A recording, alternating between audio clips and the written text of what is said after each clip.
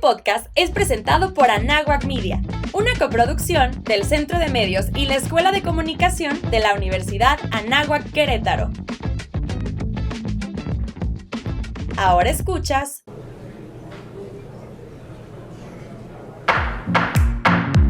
Bienvenidos a Legalmente Hablando, el espacio donde el derecho se vuelve sencillo y directo. Una producción de la Facultad de Derecho de la Universidad Anáhuac Querétaro. ¡Comenzamos! Hola, ¿qué tal? Bienvenidos a Legalmente Hablando, querida comunidad de Anáhuac, querida comunidad de la Facultad de Derecho. Bienvenidos a Legalmente Hablando, el programa que te acerca al mundo del derecho desde una perspectiva actual, clara y práctica. Te habla el maestro Mario Murillo y hoy arrancamos, estamos muy contentos porque estamos arrancando el semestre con una energía renovada aquí en la Facultad de Derecho de la Universidad de Anáhuac y la verdad nos da muchísimo gusto que ustedes puedan estar escuchándonos en este espacio, donde sin duda vamos a explorar en este nuevo arranque temas jurídicos relevantes, casos emblemáticos, análisis de sentencias, entrevistas con expertos y voces de quienes hacen del derecho día a día. Comencemos pues con esta nueva etapa y pues bueno, a nosotros nos da mucho gusto en la Facultad de Derecho poder invitar en este primer programa a alguien muy especial que nos acompaña y que sin duda nos dejará un gran no solo conocimiento en cuanto al tema jurídico, sino también en cuanto a la experiencia que nos pueda compartir. Se trata, sin duda, de alguien muy especial, sobre todo por el tema de la experiencia por la que pasó. Se trata de Daniel García Rodríguez y pues bueno, me gustaría leer un poco su semblanza. Él es nacido en Atizapán de Zaragoza, en el Estado de México, donde su familia radicó desde mediados del siglo XIX, es de oficio panadero y pastelero. No obstante, sirvió como funcionario público durante 25 años en el Ayuntamiento de Atizapán, desde que a los 18 años fue electo regidor suplente, luego director de ingresos diversos, luego subsecretario de gobierno, secretario particular 2 veces y asesor del presidente municipal, entre otros cargos también de la administración pública. No obstante, y aquí es donde a nosotros, por eso nos interesó muchísimo entrevistarlo y que compartiera con nosotros pues, su experiencia, que además es por muchos mexicanos conocida. Fue relacionado en febrero de 2002 falsamente junto con el entonces presidente municipal de Atizapán de Zaragoza en la comisión del homicidio de la entonces regidora de aquel ayuntamiento ocurrido en septiembre de 2001. Y por ello 17 años estuvo al interior del centro penitenciario de Barrientos bajo la imposición de esta figura que ha estado tan cuestionada, la figura de la prisión preventiva oficiosa, y que para muchos juristas, incluso para muchos analistas académicos y abogados, pues es una figura pues incluso anticonstitucional, que va justo en contra de lo que México ha asignado en el ámbito internacional, en los instrumentos internacionales, que es precisamente la protección de los derechos humanos, de estos de primera generación.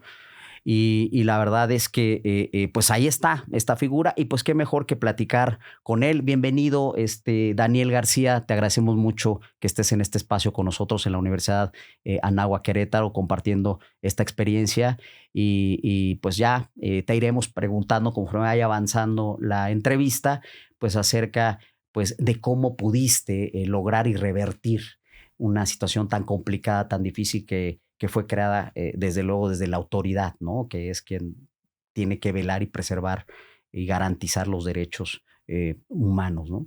Y primero, para comenzar, Daniel, me gustaría preguntarte, y con la idea desde luego de que nuestros radioescuchas conozcan el contexto de tu caso, ¿podrías contarnos brevemente cuál fue la situación o el motivo que llevó a tu detención?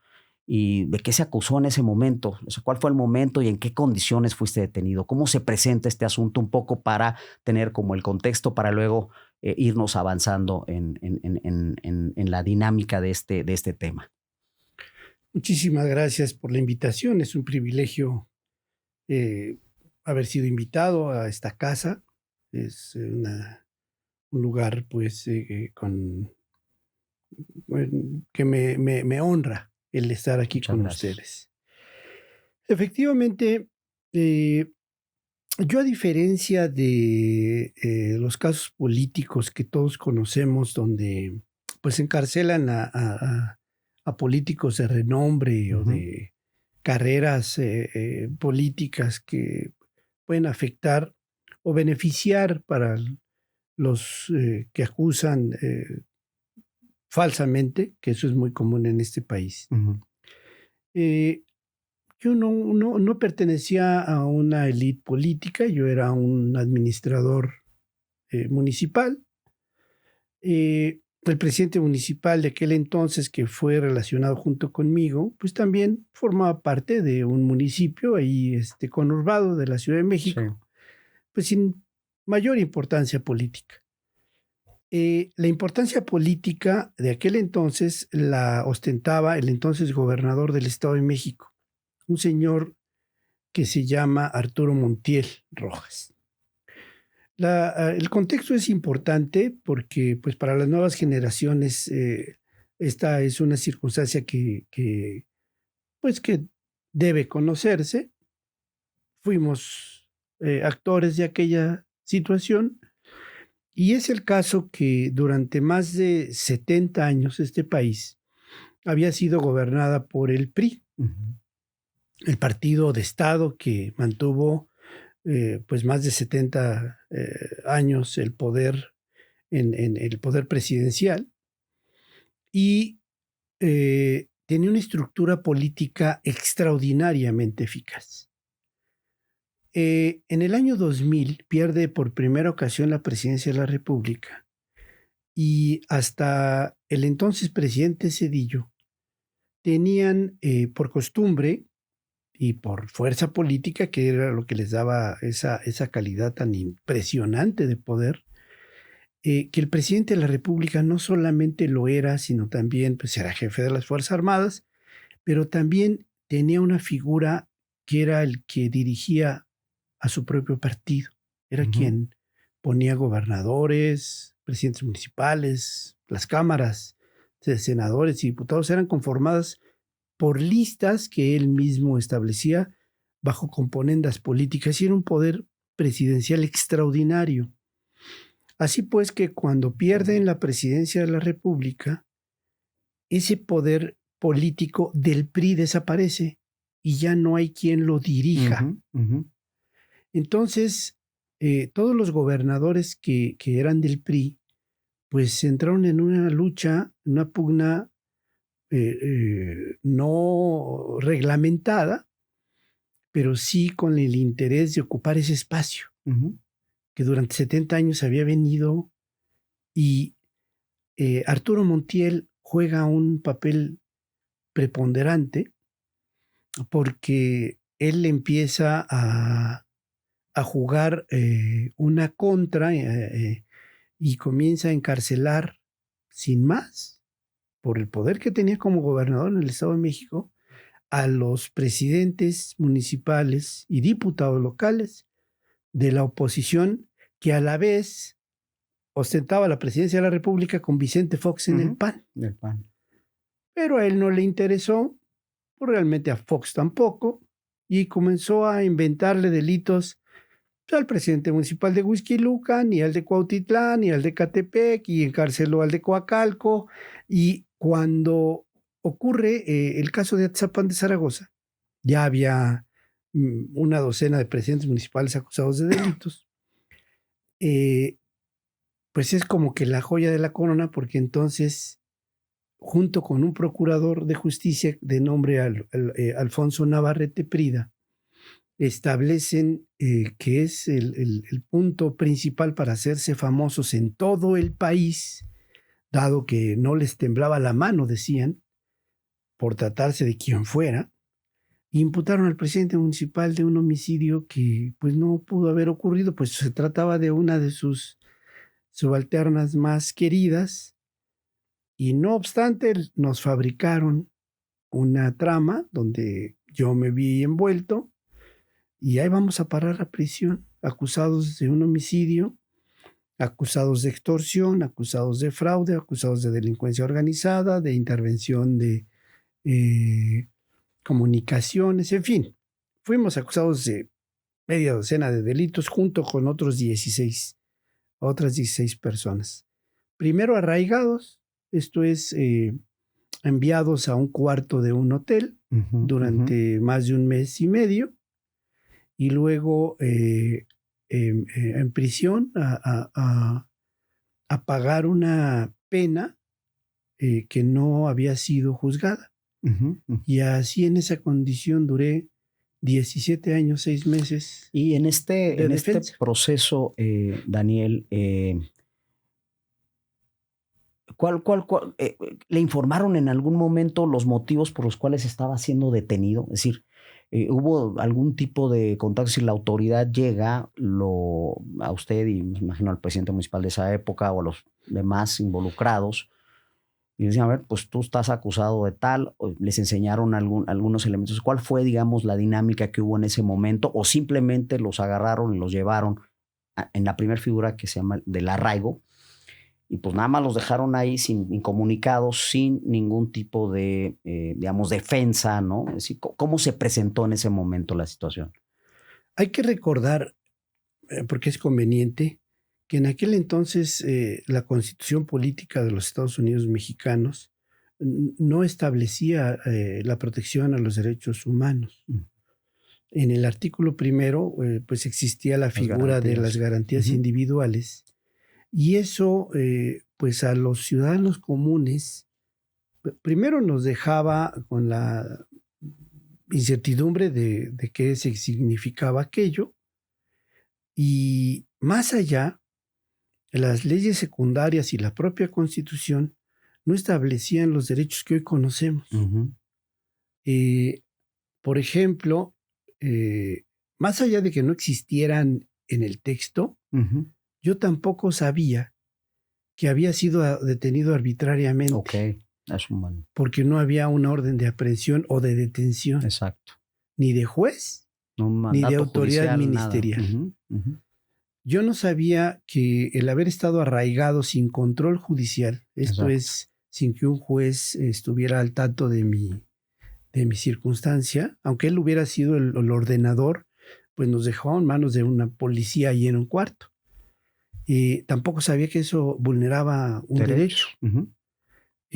Tampoco sabía que en el momento en que ocurrió aquella detención y aquella información del arraigo y de mi primer declaración que la hice como testigo y después ya la establecieron como imputado, debí de haber tenido un abogado. Exacto. Pero más allá de que lo hubieran vulnerado esos derechos, yo mismo no lo sabía porque no existían en el texto, en ¿no? el texto y mucho menos en mi condición de ciudadano. Los derechos fundamentales, pues como todos sabemos, ya se instalan, se consagran en la Constitución a partir de 2011. Y nosotros comenzamos a conocer primero del ejercicio de esos derechos y después de su defensa entre el año 2005, 2006, al paso del proceso. Fuimos conociendo que eso vulneró de tal manera el proceso de imputación que todo lo demás lo dejó inservible. Pero fue hasta que la Corte Interamericana lo determinó que pues se hizo constar pues en la sentencia. Y en ese momento, ¿cuál fue la experiencia, digamos? Porque entiendo, por lo que comenta, es la figura, digamos, del arraigo, aún con todo lo que... ¿Cuánto tiempo estuvo ahí? Estuvo alrededor de ¿cuántos? 45 días. Y con posterioridad lo de la prisión preventiva oficiosa, donde ya, digamos, se suma un mayor tiempo, y alrededor de 17 años, entiendo. ¿Cuál fue su experiencia en este proceso? Porque ahí ya tuvo que haber entrado en contacto, imagino, con algún abogado, con alguien que pudiera, digamos, entrar en la defensa, porque al final, pues, todos tenemos este derecho, ¿no? Independientemente de la consagración en la Constitución como el derecho humano a la libertad, ¿no?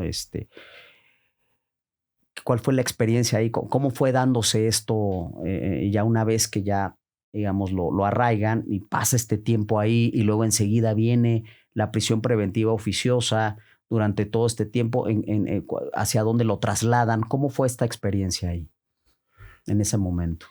Bueno, materialmente el agente del Ministerio Público tuvo una ventaja exorbitante, extraordinaria, desde el momento en que pues, al indiciado, en mi caso, y a todos los arraigados de aquella época, pues nos metían a un cuarto y ahí nos guardaban. Entonces, el fiscal y la policía tenían toda la posibilidad de actuar o de desarrollar diligencias, pues sin el conocimiento, sin la atención o de un abogado o de un defensor o del propio indiciado. Exacto. Entonces era una circunstancia que aprovechaba muy bien el agente del Ministerio Público para seguir desahogando o fabricando pruebas. Y los jueces no hacían más que recibirlas, a pesar de que viniera de una circunstancia violatoria atípica, de derechos. ¿No? Pero insisto, al no existir en la norma secundaria, y sí, en cambio, sí existía legalmente la imposición del arraigo, pues nos dejaba en una situación... Estado de indefensión, ¿no? Prácticamente. Pero por semanas. Y también había una situación de amenaza extraordinaria en contra de amigos, parientes, hijos, hermanos, que alertaba que aquel que se moviera, dijera, hablara, comentara, le iba a pasar lo mismo. Ah, caray. Entonces, redoblaba la presión y entonces es cuando se aprovecha el Ministerio Público a fabricar toda la imputación. Y esa es una situación que nunca pudimos desahogar en el mismo proceso, claro, porque la ley lo permitía. Claro. Entonces, pues fue una experiencia sobre todo que nos ataba de manos. Completamente, ¿no? Y la parte, digamos, de lo que llamaban anteriormente la averiguación previa, ¿no? Porque es ahora la carpeta de investigación, pues efectivamente, ¿no? Me imagino ahí toda la incorporación de las pruebas, ¿no? Y la parte del desahogo de pruebas y todo lo que continúa siendo parte del proceso y lo que era en ese momento para la propia consignación al juez. Y ahí, ¿por qué se detiene el proceso? ¿Por qué nos quedamos en la figura de la prisión preventiva oficiosa y queda sin entrar? Digamos, ya no pensemos en el debido proceso porque, pues desde luego que ahí es violatorio completamente y si lo trasladamos a la actualidad, pues mayor razón. Pero ¿por qué no se inicia, digamos, este proceso en el que se le dicte una sentencia? Es que imaginemos hoy, ahorita que lo trae a cuento la carpeta de investigación y el juicio oral, que ya inició el juicio, ya tenemos al indiciado, ya empezó la audiencia de pruebas, de consignación, en fin, y el Ministerio Público siga desahogando pruebas o siga desahogando diligencias del caso y en medio juicio traiga nuevas pruebas. No. Cualquier juez lo va a agarrar y lo va a sacar a patadas al Ministerio Público. Eso nos ocurría a nosotros. Okay. 1 año, 2 años, 3 años, el Ministerio Público traía las pruebas que quería. Okay. Durante todo ese tiempo, o en la mayor parte de ese tiempo, se iba incorporando. Exacto. Sigue siendo parte. Y, por ejemplo, mi coacusado a Reyes Alpizar Ortiz es detenido 1 año, 3 meses después que nosotros. Y todas las diligencias de su detención, de su declaración, que fue obtenida la firma bajo tortura, y otros supuestos testimonios, ahí van a parar al juicio con la imputación fuerte en contra de los ya procesados. Y pues no toda había esa otra información cosa. Sirvió también para seguir esperando a ver a qué hora seguía trayendo más y el juez lo permitía porque el código procedimental le permitía esa barbaridad. Entonces nosotros durante los años que estuvimos en proceso pues hubo un momento en que ya los gastos de abogados pues, se concluyeron por allá 2006, pues ya habían dado con todo el patrimonio y pues decido en ese entonces, en diciembre del año 2005, que absuelven al último de los que venía acusado junto con nosotros, que es el presidente municipal. Nos quedamos solo Reyes Alpizar y yo. Okay. Y entonces a defendernos nosotros y a insistir en que esas pruebas no servían, pero imposibilitados de fundamentarlas porque no había con qué. O sea, cada vez que alegábamos... Había nuevas, ¿no? El juez decía, no, pues está bajo la legalidad del Código Procedimental. Pero no sirven porque todo lo que podamos desahogar aquí de derechos y que podamos establecer no existía en el año 2006. Claro. Porque hasta la jurisprudencia interamericana no podía aplicarse. Hasta en tanto no. Hasta que después de 2011 ya, y ratificamos en la maravilla de lo que es hoy en día el artículo primero, que establece la obligatoriedad de la aplicación de los tratados internacionales sobre derechos humanos. Principio pro persona, ¿no? El principio por persona. Y entonces sí empezamos a dar ciertas pataleos como bebés ahí queriendo establecer el control de convencionalidad. Recuerdo que la sentencia de varios que establece en 2011 la Suprema Corte de Justicia, que la hace en el mes de septiembre, nosotros en noviembre, en la primera semana de noviembre, queremos o solicitamos formalmente al juez del sistema inquisitorio que la aplicara. Y en su propia respuesta demuestra su ignorancia, no sabe de qué le hablamos. Sí, porque ya está acostumbrado al anterior sistema, ¿no? Vamos al amparo, al juicio de amparo indirecto. El juez nos niega el amparo, vamos a la revisión y la sala se atreve a decir que pues las leyes extranjeras no aplican en este país. Caray. Son joyas todavía que ahí guardamos, ¿no? Vale la pena echarle una leída. y así vamos dando... Y esa es la razón por la cual no cerramos el proceso. Correcto. Porque nos negaban una vez y regresábamos otra vez a partir de la sentencia Radilla Pacheco, por supuesto. Pacheco, claro. Después con la sentencia Varios de la Suprema Corte de Justicia. Había algunos detalles, recuerdo, de la sentencia del campo algodonero que venían a cuento a partir de la investigación que se exige con ciertos criterios ya más pro derechos. Y que de alguna manera se va sentando ahí el precedente, ¿no? Digo, sí. Ahí se va. Entonces ya voltearon, imagino ustedes, ya a ver, no solo tenemos a las instituciones del Estado, ¿no? El Estado mexicano, sino también podemos apelar a otras instancias, ¿no? Supranacionales que nos puedan favorecer, porque es violatorio completamente, y sobre todo a partir del reconocimiento de este convencionalismo, ¿no? De esta parte de reconocimiento de la convención, de los tratados del instrumento internacional en materia de derechos humanos. Toda esta parte ya va poniendo elementos que les van a servir a ustedes para empezar a voltear a ver, porque por lo que me dicen, todo este tiempo tratando de que el sistema de justicia mexicano pudiera cambiar, ¿no? Pudiera verificar, pudiera un poco revisar mayores elementos que no se tenían en el momento en el que usted, en el momento en que lo agarraron, ¿no? Y lo metieron a esta figura del arraigo. Entonces, eso es interesante y en esta otra parte, y quizá a lo mejor aquí toco un tema que a lo mejor, si gusta poder compartirnos, sería interesante. No sé si en ese lapso de tiempo, porque al final fueron muchos años, no sé si recibió alguna atención médica o psicológica durante ese tiempo, porque al final, pues son momentos duros. O sea, no es solo la parte de estar encerrado, la parte de que, o sea, qué es lo que está pasando, mi familia, etcétera. Esta incertidumbre, ¿no?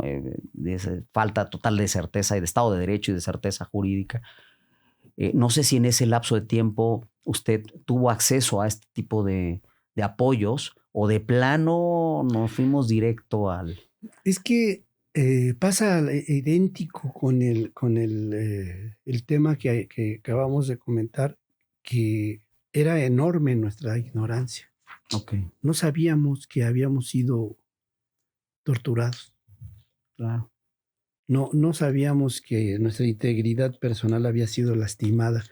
Hasta que un médico que fue a ver a Reyes Alpizar, porque él sí fue torturado físicamente de manera extraordinaria, con él inauguramos el ejercicio del protocolo de Estambul en el Estado de México.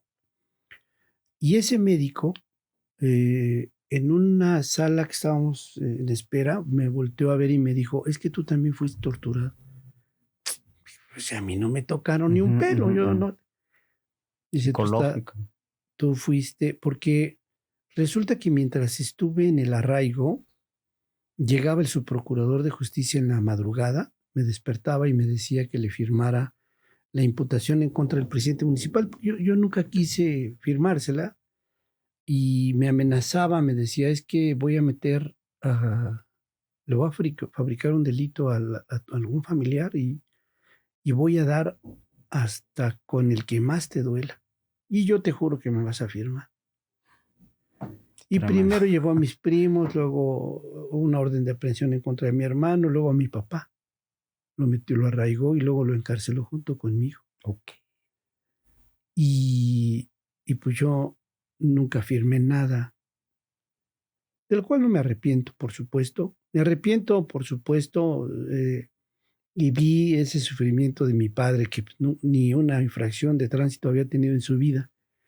Y lo acusaron igual que yo, de homicidio y de acción delictuosa.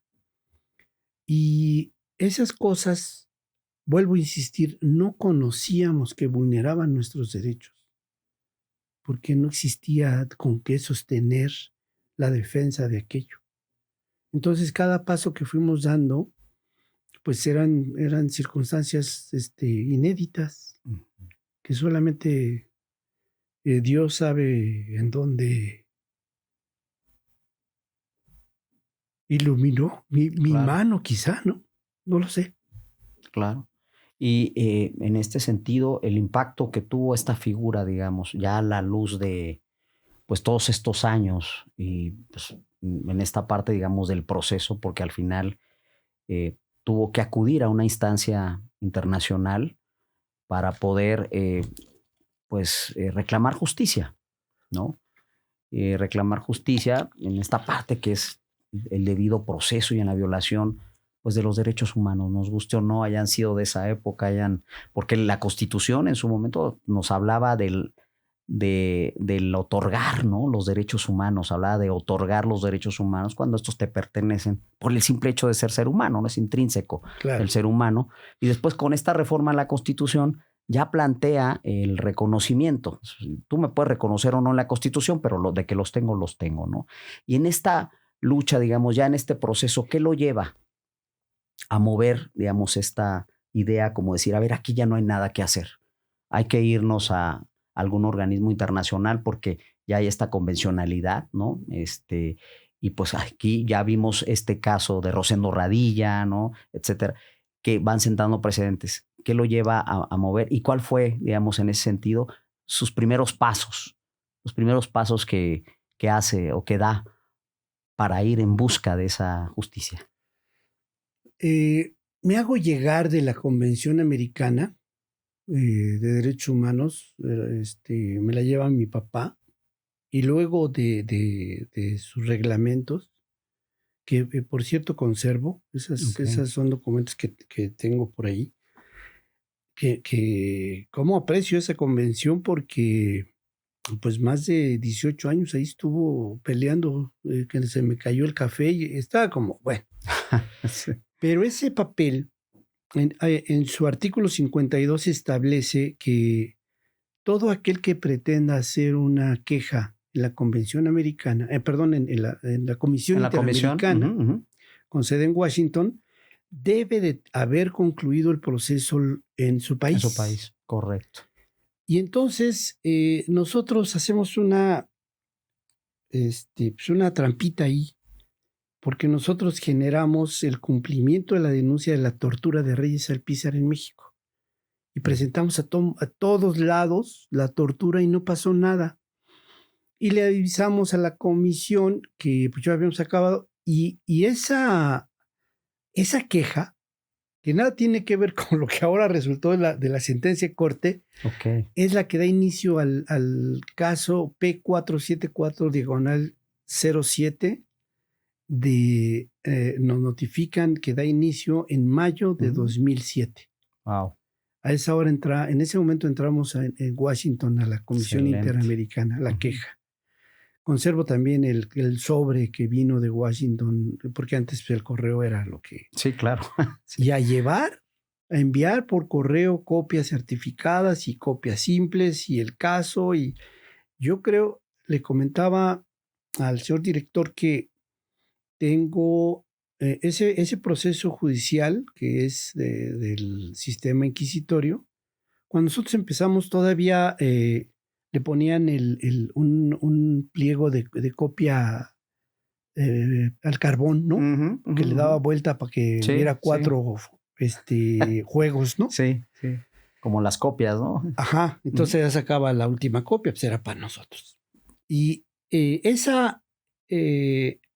expediente tiene más de 70,000 fojas. Ah, caray. Y yo creo que la mitad está en Washington. Llevamos mucho el proceso allá, enviamos por correo casi todo. Y pues fue un proceso hasta el año 2014, que es la primera ocasión en donde ya formalmente al Estado mexicano le piden una información. Estuvo enviando informalmente información desde el año 2009, luego en 2011 hacen un corte y ya previo a que la Comisión Interamericana determinara ya el primer paso para enviar el caso a Corte Interamericana, todavía el Estado mexicano mandaba barbaridades y por supuesto el justificante de que todo había sido conforme a derecho, pero era conforme a su derecho. Claro. No conforme al derecho procesal que se encontraba en aquel momento y no conforme a lo que la Comisión Interamericana establece siempre, pues que es el cumplimiento a la Convención Americana sobre Derechos Humanos. O sea, más bien estábamos obligados como Estado a modificar, en todo caso, aquella norma. La norma, ¿no? En todo caso, ¿no? Efectivamente. Porque en primer lugar, digamos, el paso, digamos, que se sigue es ir a la Comisión Interamericana de Derechos Humanos y luego después a la Corte. Entiendo que la comisión busca un poco esta parte de la conciliación, esta parte en la que el Estado se haga responsable y en un momento dado, antes de llegar a los tribunales, puede resolver el tema. Pero entiendo que hubo todavía cierta resistencia, ¿no?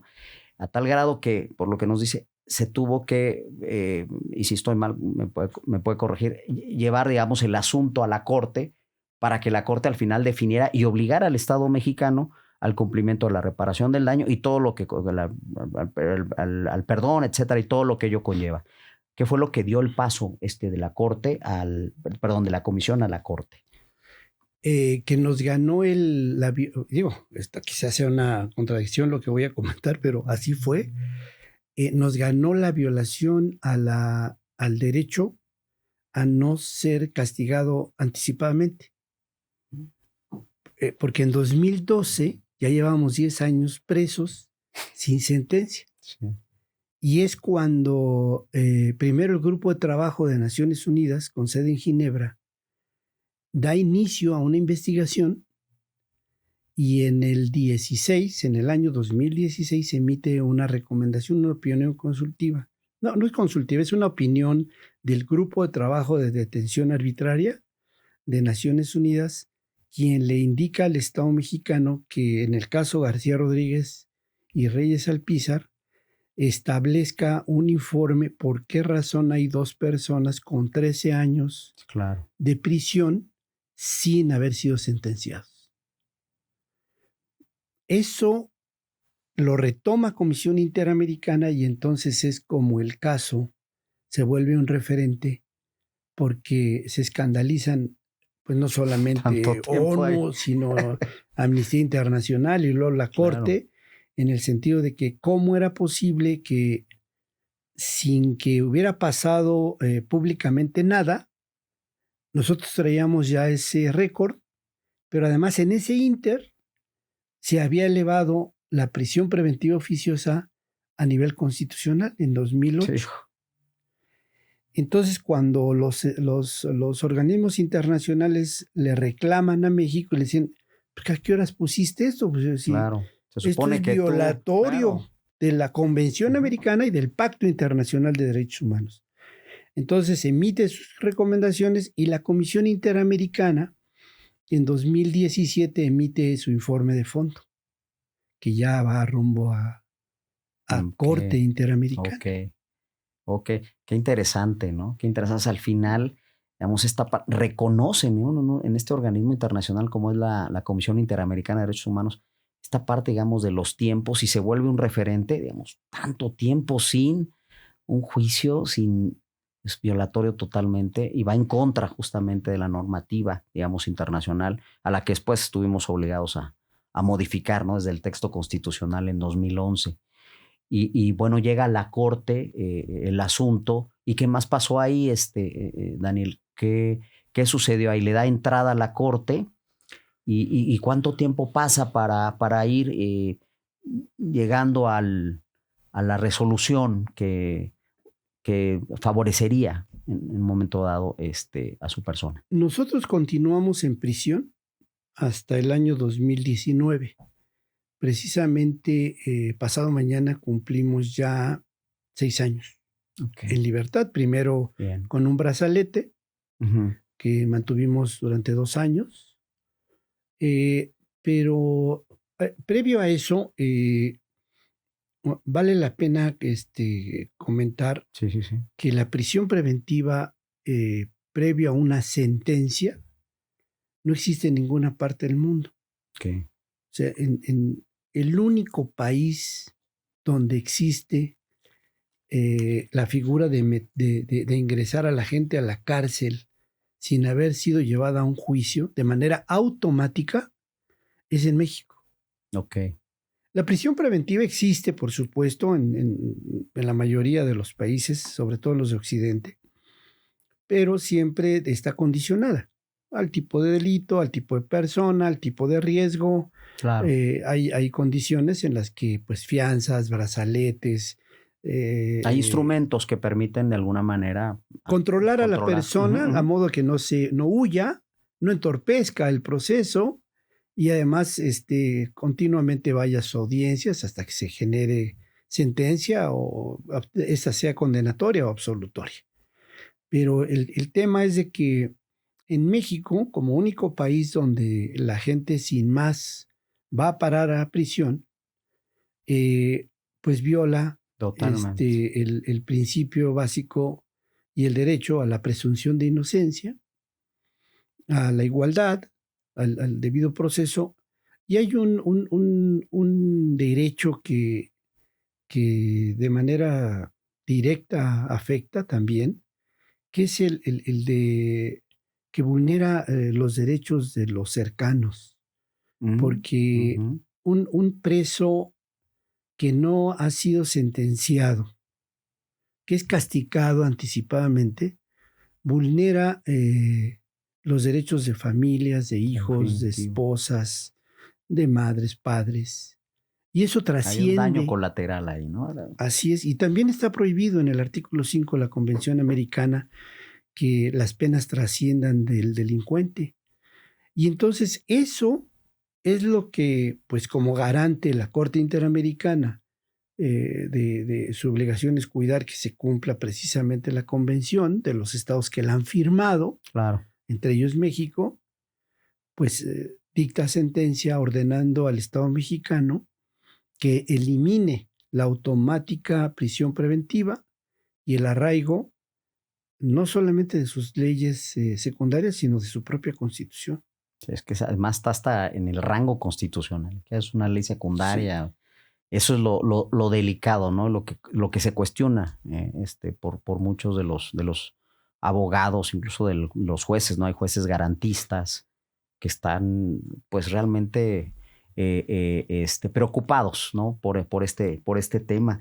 Y justo en ese sentido, Daniel, ¿podría describir cómo afectó esta situación a su vida personal y familiar? Porque justo en este tema de que se vulneran los derechos también de quienes de la esfera más cercana, ¿no? ¿Cuál fue, digamos, esta experiencia a lo largo, digamos, del tiempo? Y luego hacia el final, ¿cómo vivieron ellos? ¿Cómo vivió usted este proceso con ellos, con la familia, ¿no? ¿Cómo afectó? Yo insisto mucho en que si bien mi condición personal es el referente de esta circunstancia, me parece que también es importante generalizarlo, porque las prisiones en México no son precisamente centros de resocialización o de readaptación de las personas que son acusadas. Todo lo contrario, son lugares donde se fomenta ciertas especialidades para que después salen a delinquir, ¿no? y más rencorosos y más vengativos que cuando entraron.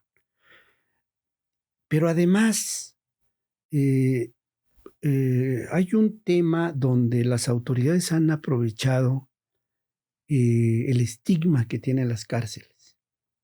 En algún momento se nos perdió la brújula como ciudadanos de ver qué pasa ahí adentro. Y consideramos, o generalmente consideramos, que quien está adentro lo merece. Exacto. Y entonces no nos importa si duerme, si no come, no nos importa, más al contrario. Sin embargo, esa omisión o ese deslinde de atención por parte de la sociedad ha permitido que la autoridad haga un extraordinario negocio. Y entonces, por lo menos en las prisiones del Estado de México, y sé que ocurre en otras, por ejemplo, a mí nunca me dieron un bolillo, una almohada, un zapato, o una cobija, un jabón. Lo elemental, ¿no? Vamos, ni un café.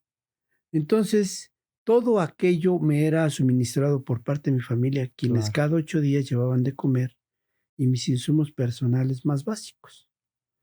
Pero eso ocurre con todos, o con los que pueden, por supuesto.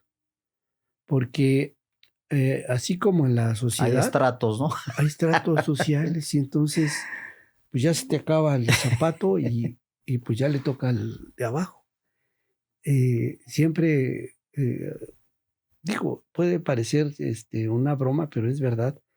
Un día, después de muchos años, me encontré unos zapatos que habían sido míos, que traía un indigente, de la gente más vulnerable en la prisión, porque las hay de veras, que nunca volvió su familia. Y aquel zapato, pues ya en una condición que seguramente había pasado en aquellos escalones sociales, ¿no? Ya había llegado por otros con pies, aquel, ¿no? Así es. Pero así como eso, pasa con la comida y con la ropa y con hasta las lajas del jabón. Entonces, eso lo aprovecha muy bien el Estado, o algunos funcionarios, mejor dicho, del gobierno, pues que se enriquecen con esa condición de no llevar. Por ejemplo, en el Estado de México hay un presupuesto de cerca de 4,500 millones de pesos al año para mantenimiento de presos. Pues se quedan en alguna bolsa de alguien. Pues no llega. Porque no existe. A mí me consta.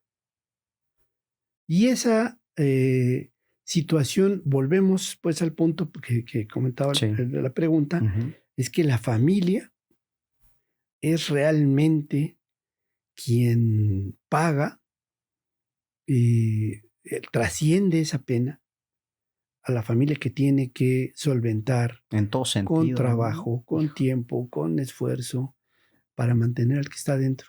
Y se recrudece cuando aquel que está dentro no ha sido sentenciado o no ha sido encontrado culpable porque ahí está dentro, en un juicio adelantado, pagando una pena que quién sabe si vaya a ser o vaya a resultar cierta.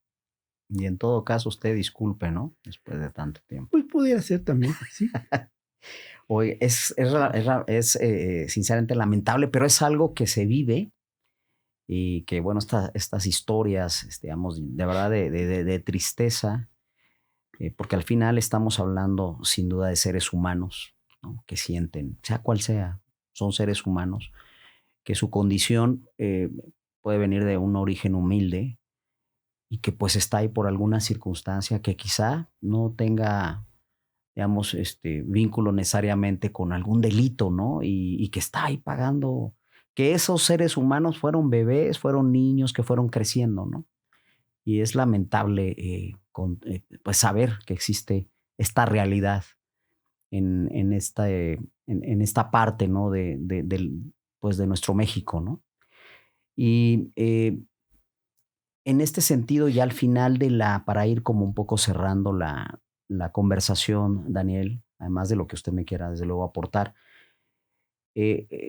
al final en la sentencia que emite la Corte, ¿cuáles son las reparaciones que al final obliga al Estado mexicano y las que usted considera que fueron más importantes? Las que de alguna manera, esto de la reparación del daño luego es un término, ¿no? Pero al final, pues, ¿quién todos los años? O sea, ¿cómo se repara eso, no? Cómo el tiempo vivido ahí, las tristezas, las situaciones que pudo haber usted pasado en ese momento, pues eso es difícil, ¿no?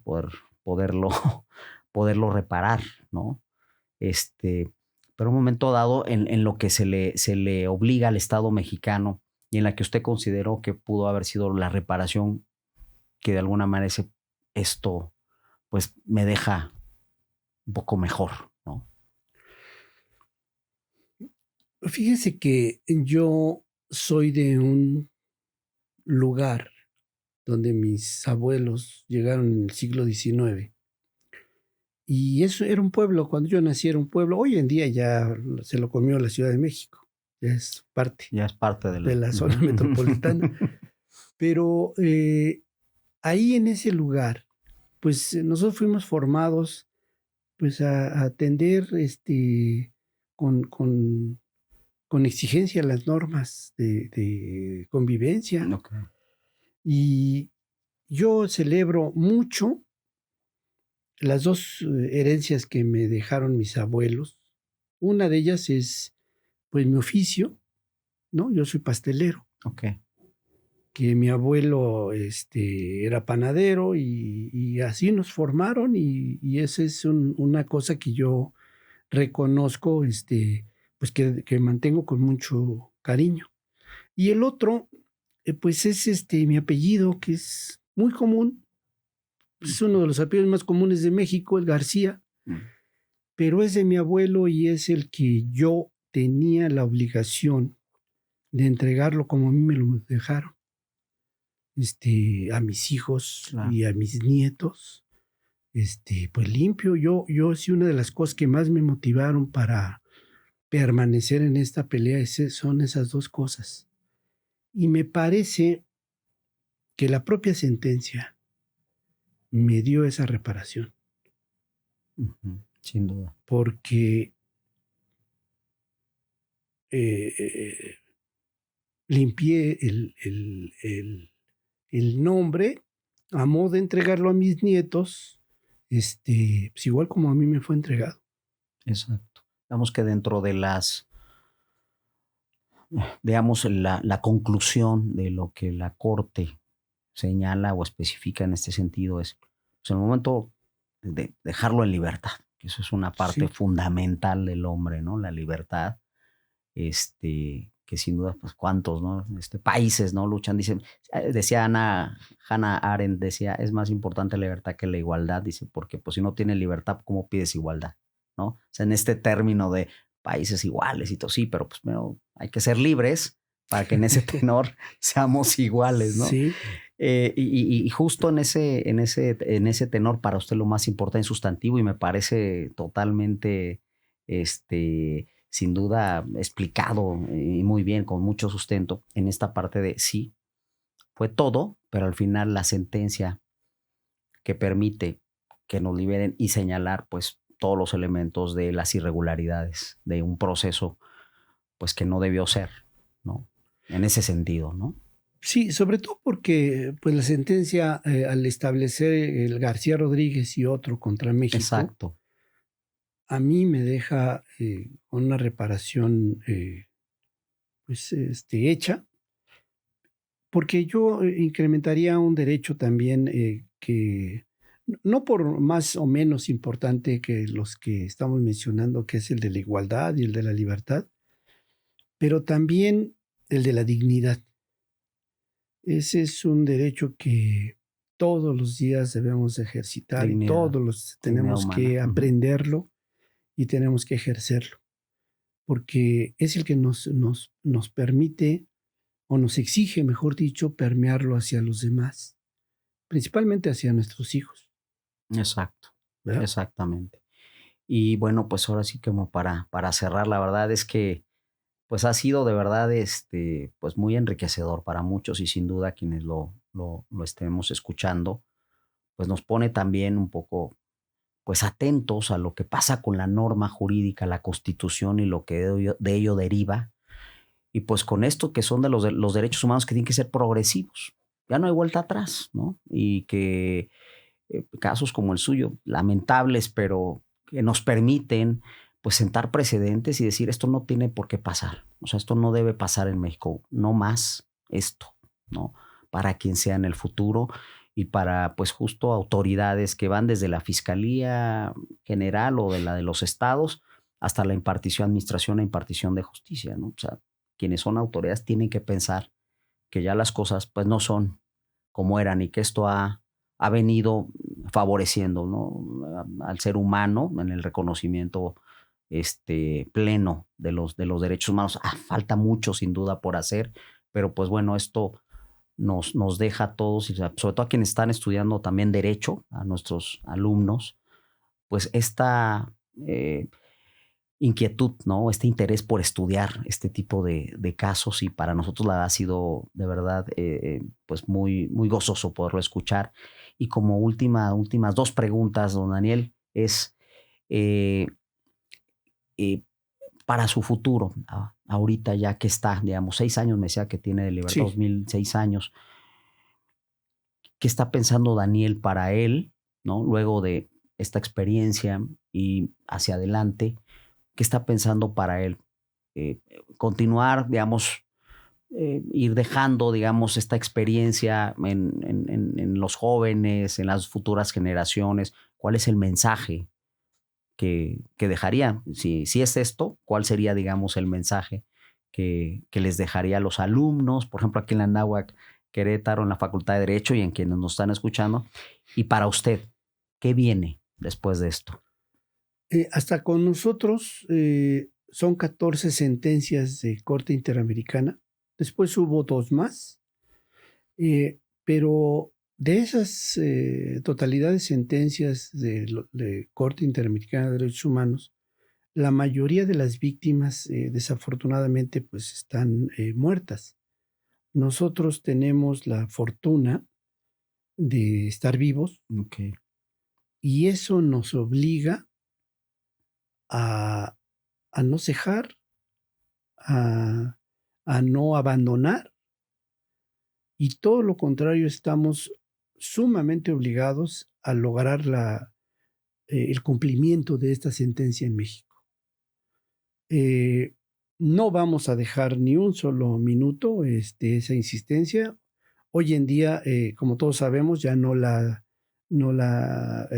terminó de analizar esta estructura de la Suprema Corte de Justicia que terminó el día de ayer. Mm. Estamos en la esperanza de que lo resuelva la próxima.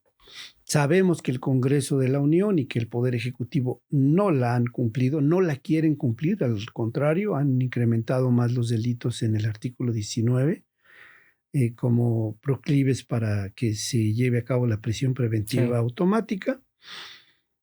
Pero Qué desgracia, ¿no? él El compromiso nuestro es insistir ante la Corte que establezca sus instrumentos de exigencia al Estado para que cumpla la sentencia. Solamente hay una sentencia en México cumplida totalmente de esas 14, que es el caso Castañeda Gutmann. Todas las demás están inconclusas, pero esta en especial, que es a la que a nosotros nos compete, haremos todo lo que esté en nuestra mano para poder lograr su cumplimiento.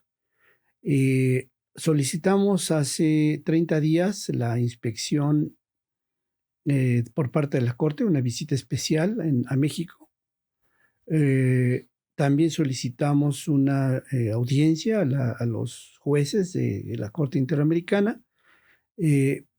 Resultado de eso, solicitaron un informe inmediato al Estado mexicano que debe de cumplir antes del mes de noviembre. Okay. Y con mucha confianza creemos que la Corte Interamericana no nos va a dejar solos y que también va a insistir en su cumplimiento. Entonces, nosotros no vamos a quitar el dedo del renglón y esa va a ser nuestra actividad principal. No, hombre, excelente. Y además, esta parte, el cumplimiento de esta sentencia, el Estado mexicano cumpla, siempre ha sido complicado, ¿no? Desde las primeras sentencias que se manifestaban, internacionales que se manifestaban en este sentido, de la reparación del daño, de la disculpa pública, etcétera, ha sido como hay una reticencia, ¿no? del Estado mexicano de no hacerlo. Ha sido difícil, por un lado, y por el otro lado esta lucha también de esta figura de la prisión preventiva oficiosa que no debe estar, ¿no? Que no debe estar en la Constitución y que debe de apelarse a otro tipo de mecanismos que, si bien busquen preservar, digamos, el hecho de que el presunto delincuente pudiera escaparse, por citar, que son algunas de las narrativas que se expresan. Pero más allá de eso, pues esta figura sí nos sigue causando por ahí pues dudas, inquietudes para muchos, y los abogados, estudiosos del derecho, etcétera, ¿no? Y esa lucha también, digamos, que va quizá en dos sentidos, ¿no? En esta parte de la sentencia definitiva que se cumpla, y la parte también de que la Corte haga lo posible por seguirle a México insistiendo en eliminar esta figura, y no lo contrario, como decía, incorporar nuevas figuras, ¿no? del delito que se acerquen a la prisión preventiva oficiosa automática, ¿no? Que bueno, la verdad, lo felicito. Y bueno, pues finalmente, don Daniel, ¿algún último mensaje que quiera comunicarnos aquí a la comunidad Anáhuac Querétaro y en especial a la Facultad de Derecho? Va a ser para nosotros, pues la verdad, con mucho gusto lo vamos a recibir. Muchísimas gracias. Si me permite, sí, por supuesto, porque vale mucho la pena el que analicemos o reflexionemos sobre el por qué nos afecta a todos la prisión preventiva oficiosa, la prisión preventiva automática. Eso es muy importante porque debería o debe de establecerse un sobresalto a todos. ¿Por qué todos los políticos la defienden? Del PRI, del PAN, del PRD, de Morena, todos defienden la prisión preventiva automática.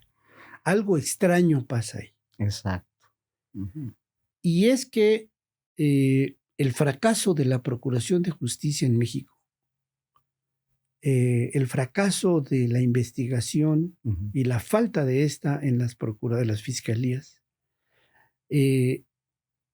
lo han sujetado a ponerle velos y herramientas que les hacen ver éxitos, como son las detenciones y el encarcelamiento automático. Y entonces con eso justifican su inutilidad. Uh-huh. Porque ellos suponen que mientras más presos haya en las cárceles y en los medios y en las redes y en donde ellos puedan pagar o exhibir como extraordinarios ejecutores de justicia, encarcelando a la gente, nos hacen ver que funcionan perfectamente. El aparato, ¿no? Uh-huh. Y entonces es una herramienta que pone de velo la gran ineficacia que significa hoy en día la investigación y la policía en México. Esa es una de las tantas afectaciones que nos da la prisión preventiva automática, aparte de las que hemos desarrollado que afectan a familias, al propio indiciado X, pero a todos los demás ciudadanos nos afecta. Seguro. Porque la ocupa el Estado para justificar su inutilidad. Entonces, debemos exigir su eliminación para poner a trabajar al Ministerio Público, poner a trabajar a investigadores. De veras, ¿no? Porque entonces hemos cometido, o los políticos de este país han cometido, la torpeza de haberle quitado una facultad a jueces para entregárselo a la policía, que es el encarcelamiento de la gente. Es una barbaridad, eso no ocurre en ninguna parte del mundo. Toda la prisión debe pasar por las manos de jueces calificados, jueces que por algo fueron designados o ahora electos, pero que esa es su responsabilidad, porque tienen un fuero, una característica de estudio, de análisis y de responsabilidad. Están preparados para ello, ¿no? Y no el policía, que nada más decide la calificativa para ir a enviar a un ciudadano a la cárcel por años o por meses. Sí, totalmente. Entonces, eso debemos de preocuparnos y de ocuparnos. Hombre, pues muy, muy interesante. De hecho, yo he escuchado a algunos jueces garantistas que sí, efectivamente, tal cual lo menciona, la justificación de esta figura está vinculada con la efectividad de las instituciones, ¿no? En este caso, de las fiscalías, de quienes integran la carpeta, ¿no?, de investigación y todo esto que ello conlleva para, en su caso, tipificar el delito o no, ¿no? Hallar culpable o no, o presunto. Pues muchísimas gracias, don Daniel. Ha sido un placer para nosotros poderlo entrevistar. Le agradecemos su tiempo, la experiencia que nos ha compartido. Sin duda nos va a llevar de muchas reflexiones a todos a quienes formamos parte de la comunidad de Anáhuac Querétaro y en especial a los de la Facultad de Derecho. Muchísimas gracias y sé que ahorita va a participar en nuestra cátedra prima de la Facultad de Derecho. Le deseamos mucho éxito. Muchas gracias. Y sin duda lo va a tener y va a tener el interés de quienes están estudiando esta maravillosa profesión que es el derecho y que debemos de dignificar todos quienes somos abogados. Muchísimas gracias y pues agradecerle también al público, agradecerle a a toda la comunidad que nos escucha y pues esperamos contar con su valiosa presencia para la próxima emisión de Legalmente Hablando. Muchísimas gracias y muy buenas tardes. Muchas gracias.